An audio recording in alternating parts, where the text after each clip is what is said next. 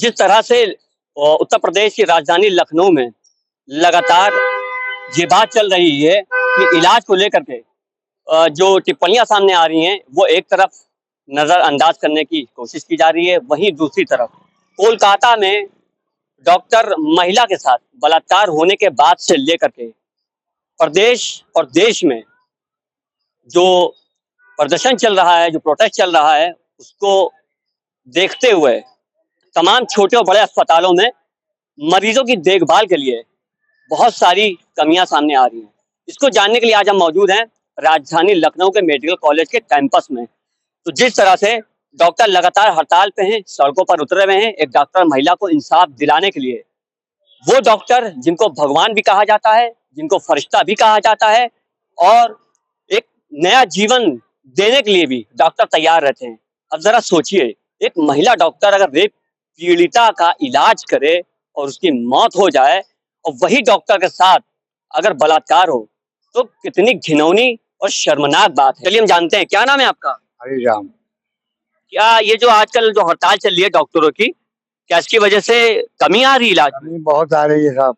जैसे साहब कई एक मरीज लोग बेकार हो गए, खत्म हो गए और जांच भी नहीं मिलती है। जांच द्वारा सर कोई तरीका की इलाज नहीं होती है।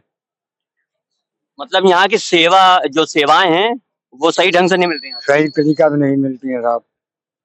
हम लोग बाहर से दवाइयाँ लाते हैं साहब, तो यहाँ देते हैं डॉक्टर साहब के लिए, तो वो लगाते हैं। कहाँ के रहने वाले हैं? जिला पीलीभीत के। यहाँ का रहना खाना कैसे होता है आपका? खाना सर तो है, लाते हैं क्वांटीन से, खाते हैं। मरीज के लिए खाना आता है। अच्छा, क्या परेशानी है आपको? परेशानी हमको है कि मैं बुधवार को 4 बजे आया था यहाँ पेशेंट को लेकर और ट्रीटमेंट करो ट्रामा सेंटर में। तो बोल रहे थे कि अभी यहाँ खाली नहीं, खाट नहीं खाली, बेड नहीं खाली है, हम नहीं कर पाएंगे, सुबह ले जाओ। हमने कहा घर ले जाए मारने के लिए क्या?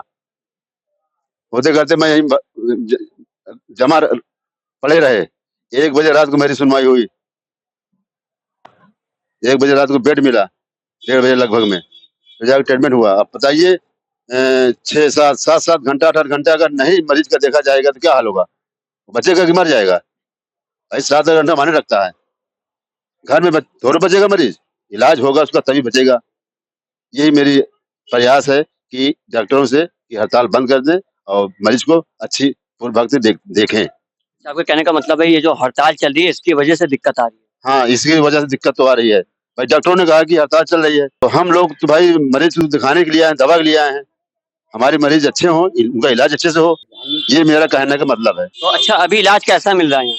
अभी तो इलाज चल रहा है। बड़े सर बैठ नहीं रहे, जो छोटे हैं वही कर रहे हैं अपना ट्रीटमेंट। जरूरत है कि बड़े सर की, बड़े डॉक्टरों की। आपका क्या नाम है? जगदीश प्रसाद। क्या क्या परेशानी क्या है, कौन एडमिट है? सर मेरा छोटा भाई न्यूरोलॉजी से आया। मैं न्यूरोलॉजी में एडमिट किया हूँ। इसका एक हाथ एक पाँव काम नहीं कर रहा है। वो दिमाग में टीबी का बीमारी है, तो इसके लिए मैं इलाज करा रहा हूँ। अभी इलाज तो चल रहा है। 1 महीना हो गया मुझे। यहाँ पे 1 महीना हो गया? 1 महीना हो गया। बस्ती जिला से आया हूँ। क्या सेवाएं यहाँ की कैसी? सेवाएं तो सर जो है बहुत खराब है, बहुत अच्छी तो नहीं है। तो बड़े डॉक्टर बैठते ही नहीं, छोटे डॉक्टर अपना सुई दवाई करके अपना इस्तेमाल करते हैं। बाकी बड़े डॉक्टर अगर देखता तो अच्छी से तो अच्छा इलाज होता। ये हड़ताल की वजह से परेशानी आ रही है? हड़ताल की वजह से परेशानी है। बड़े-बड़े डॉक्टर हैं कि वो जाँच लेके जाओ तो पता लगा यहाँ कोई बैठने वाला है ही नहीं, तो जाँच कौन देखेगा?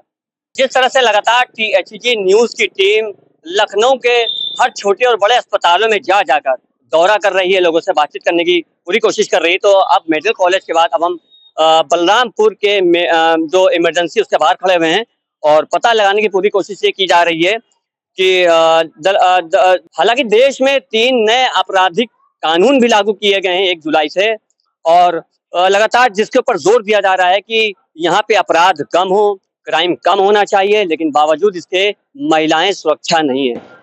सबसे बड़ी बात यह कि महिलाओं को लेकर के भी कानून को बदला गया, संशोधन किया गया, धाराओं को बदला गया, सजाओं में इजाफा किया गया, लेकिन बावजूद इसके लगातार रेप की घटनाएं सामने आ रही हैं। आपको बता दें, कोलकाता के बाद से अभी हाल ही में राजस्थान, अब आज के दिन मुरादाबाद में लगातार खबरें सुनने को मिल रही हैं। ये देश के लोगों के लिए चिंताजनक बात है। तो हमारे साथ मौजूद है खालिद खान जी, जो बाराबंकी के निवासी हैं, सोशल वर्कर है। हम इससे बातचीत करेंगे कि आखिर ये सब जो चल रहा है ये किसके ब्याह पे चल रहा है या पॉलिटिकल इशू है? क्या कहना चाहेंगे आप इस मुद्दे पे? कोलकाता में जो बलात्कार हुआ है मेडिकल जो डॉक्टर महिला उसके साथ।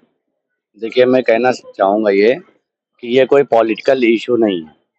ये चीज़ें हर धर्म में या किसी धर्म से लोग जोड़ते हैं कि उनके लोग आकर ये कर रहे हैं, इससे नहीं। जो दरिंदा है, जानवर है, वो अपने लिए अपने स्तर पे कुछ भी कर सकता है। वो चाहे हिंदू धर्म में हो, मुस्लिम धर्म में हो, सिख ईसाई धर्म में हो। लेकिन उनसे जो लोग धर्म से जोड़ते हैं, वो चीज़ें गलत हैं।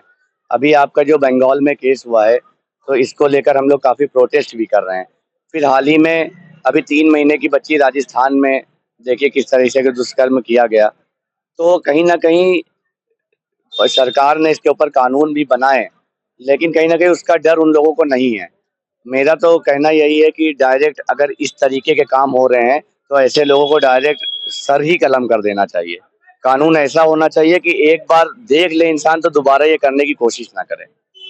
इसी तरह दरियाबाद के हम लोग रहने वाले हैं, वहाँ भी बहुत सारे काम ऐसे हुए जिसमें सरकार मदद भी कर रही है, लेकिन उसके बाद भी क्राइम रुक नहीं पा रहा है।